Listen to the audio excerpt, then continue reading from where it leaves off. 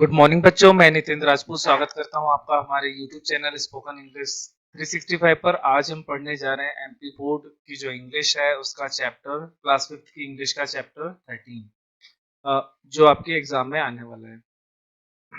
तो चलिए सबसे पहले हेडिंग पढ़ लेते हैं। हेडिंग क्या है? विनोबा विनोबा भावे। मतलब ये जो स्टोरी है, ये जो चैप्टर है वो किसी एक पर्सनैलिटी के बारे में, पर्सन के बारे में। तो देखिए यहाँ से क्वेश्चन, मतलब यहाँ पे दो क्वेश्चन दिए गए हैं। Have you ever heard? तो देखिए वर्ब के हमेशा तीन फॉर्म होते हैं, आपने पढ़ा होगा। जैसे गो के तीनों फॉर्म होते हैं, गो, वेंट और गोन।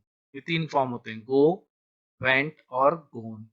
वैसे ही क्या होता है कि जो वर्ब है हियर, हियर मतलब होता है सुनना, HEAR, हियर। हियर का जो सेकंड फॉर्म होता है वो होता है हर्ड, HEARD, हर्ड। यहाँ पे तीनों फॉर्म हो गए, हियर, हर्ड, हर्ड। तीनों फॉर्म हो गए, HERD, हर्ड।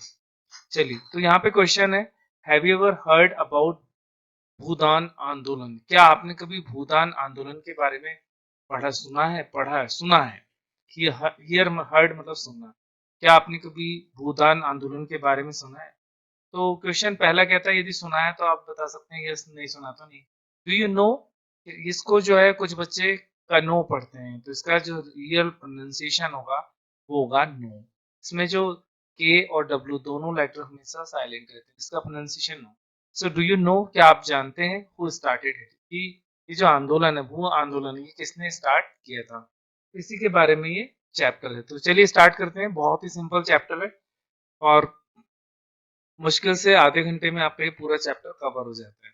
तो चलिए स्टार्ट करते हैं line to line reading. Vinoba Bhave was born on 11th September 1895। तो जैसे देखिए क्या होता है कि आपसे पूछा जाता है, आपसे कोई क्वेश्चन पूछता है वेयर वर यू बोर्न, कि आपका जन्म कहाँ हुआ, कब हुआ। आप क्वेश्चन आंसर देते हैं कि I was born on 14th January, मेरा जो बर्थ है वो 14th जनवरी को हुआ।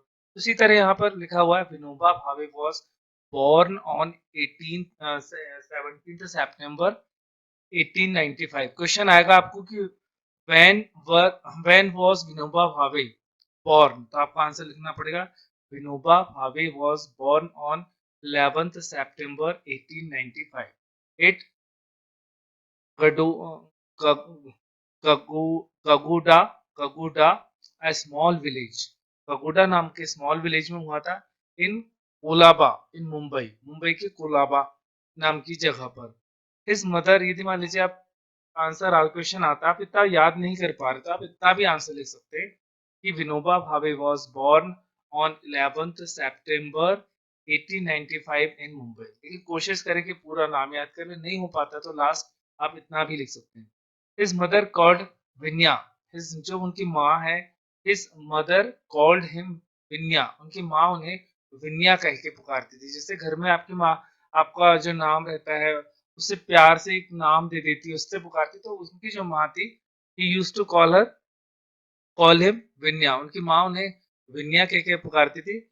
विन्यास अर्ली एजुकेशन, उनकी जो पहले की एजुकेशन है वो कहाँ टुक प्लेस, मतलब होना होता है। जैसे जन्म से लेकर मरने तक जितनी भी चीजें होती हैं उसके लिए वर्ब आती है आपकी टेक प्लेस। जैसे आप जैसे अपन बोलते हैं ना, मीटिंग कब हुई, when did meeting take place, when did your marriage take place, when did your engagement take place.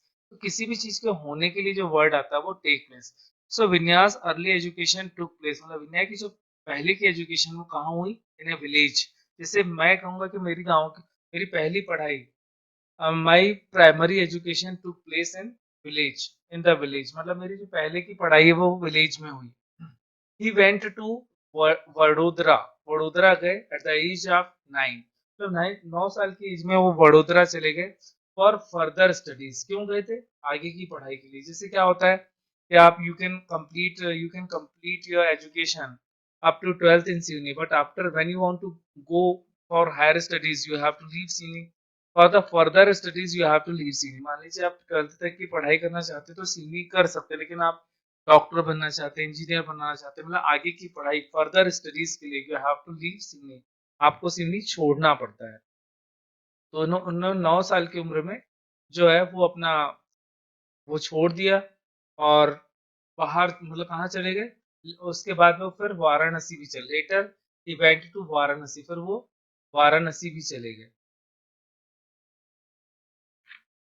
Letter letter he went मतलब चले जाना वाराणसी, क्यों क्यों गए वाराणसी, मतलब स्टडी संस्कृत, मतलब संस्कृत की जो स्टडी उन्होंने की है वो कहाँ करी है, Varanasi.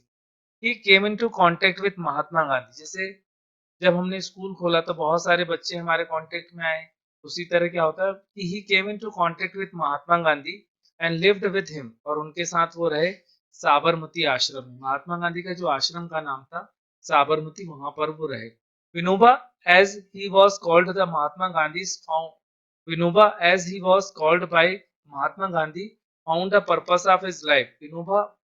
Vinoba as he was called by Mahatma Gandhi, Vinoba जो है महात्मा गांधी के द्वारा कहा जाता था, उन्होंने अपने लाइफ का पर्पस फाउंड, फाउंड मतलब होता है मिलना, ढूंढना, फाइंड का सेकंड फॉर्म है found, found he found the purpose of his life, जिससे उनको अपने जीवन का उद्देश्य मिल गया, एक पर्पस मिल गया कि मुझे लाइफ में क्या करना है। ही took part in he took part in उन्होंने पार्टिसिप ही टुक पार्ट इन झंडा झंडा सत्याग्रह, झंडा सत्याग्रह में एक आंदोलन का नाम है, उसमें उन्होंने पार्टिसिपेट किया। मूवमेंट मतलब होता है आंदोलन, झंडा सत्याग्रह मूवमेंट में पार्टिसिपेट किया। And went to jail at Nagpur, और वो नागपुर में जेल भी गए। The poverty and deprivation, poverty मतलब होता है गरीबी, तो देखा होगा आपने बहुत सारे लोग होते हैं जिनका बीपीएल का कार्ड होता है, ठीक है, बीपीएल, बीपीएल मतलब होता है, देखिए एक लाइन बनाई गई है, इस लाइन के नीचे जो है अगर इसको बोलते हैं पॉवर्टी लाइन, गरीबी रेखा की लाइन। पॉवर्टी की स्पेलिंग होती है, तो लिखिए पॉवर्टी की स्पेलिंग, तो इस लाइन के नीचे तो उसे बोलते हैं बिलो पॉवर्टी लाइन, इस लाइन के ऊपर तो एपीएल मतलब अबव पॉवर्टी लाइन। तो कुछ राशन कार्ड में देखेंगे आप लिखा रहता है एपीएल, और कुछ में लिखा रहता है बीपीएल। तो बीपीएल का मतलब होता है below poverty line. The poverty and deprivation suffered by Indians, तो भारत में पहले क्या थी, गरीबी थी, मतलब बहुत सारी चीजों से लोग वंचित थे, बहुत सारी चीजें उनके पास नहीं थी। Indian small farmers and landless labourers, और बहुत सारे लोग ऐसे थे जिनके पास जमीन ही नहीं थी। मूव्ड हिम द मोस्ट, तो ये सारी चीजें जब देखते थे कि यार बहुत सारे लोग हैं, किसी के पास जमीन ही जमीन है, लैंड ही लैंड है, और किसी के पास तो 1 एकड़ लैंड नहीं जिसमें वो काम करता है, काम कर सके, खेती कर सके, उसके पास कुछ भी नहीं है। तो ये सारी चीजें उन्हें बहुत मूव करती थी, मूव मतलब उनको हिला के रख दिया। He decided to place himself, उन्होंने डिसाइड किया कि वो अपने आप को प्लेस करेंगे, रखेंगे हिमसेल्फ एट देयर सर्विस, उनकी सेवा में अपने आप को समर्पित करेंगे। He truly understood the most of the land was owned by the few people, उन्होंने देखा फ्यू मतलब होता है बहुत कम, मतलब जैसे पूरा पूरा भारत देश में 100 लोग हैं, तो पूरी जमीन कितने लोगों के हाथ में थी, वहां तक 5 लोगों के हाथ में। मतलब लैंड वर ओन्ड, ओन मतलब होता है अधिकार में रखना, जैसे मालिक होता है ना, ओनर कहते हैं। So most of the land was owned, बहुत सारी जो लैंड थी, ज्यादातर लैंड वो बहुत कम लोगों के पास थी, मतलब बहुत कम लोग उसको कंट्रोल कर रहे थे। दे कॉल्ड देमसेल्फ लैंडलॉर्ड, और इनको कहते थे अपन लैंडलॉर्ड्स, मतलब जिनके पास खूब ज्यादा जमीन थी, जमींदार, उनको लैंडलॉर्ड्स कहते थे। This was not the justice of Almighty, और ये भगवान का न्याय नहीं हो सकता, जस्टिस मतलब होता है न्याय। तो उन्होंने कहा कि ये तो यार अलमाइटी मतलब भगवान, ये तो न्याय हो ही नहीं सकता, कि भगवान ऐसा करेगा ही नहीं कि किसी एक के हाथ में पूरी जमीन दे देगा, भगवान तो सबको इक्वली लव करता है, तो सबको बराबर बांटेगा। It was man's own doing, ये इंसान की खुद की सेल्फिशनेस है, खुद की हुई एक, मतलब खुद ये इंसान ने खुद किया, it was man's own doing, ये इंसान ने खुद जानबूझ कर किया। And only man suffered from it, और इंसान ऐसा कर रहा है, और इससे इंसान ही परेशान हो रहा है, सफर कर रहा है, परेशान हो रहा है। If landlords could donate some of their land, यदि जो लैंडलॉर्ड है मतलब जिनके पास बहुत सारी जमीन है, यदि वो कुछ जमीन अपनी डोनेट कर दें लैंडलेस उनके लिए जिनके पास बिल्कुल भी कोई लैंड नहीं है, all would be happy, he thought, उन्होंने बोला कि ऐसा करने से सभी लोग खुश हो पाएंगे। विनोबा विनोबा ट्रेवल्ड अलॉट, उन्होंने बहुत ही ट्रेवल्ड किया, ट्रेवल्ड मतलब यात्रा की। एंड मेट पीपल, लोगों से मिला, of all sections of society, सब तरह के लोगों से मिला। He explained to them the logic behind the standpoint, और उन्होंने अपना लॉजिक जो अपने सोचा था उसको समझाया कि भाई मैं ये सोचता हूँ, मेरा ये स्टैंड पॉइंट है।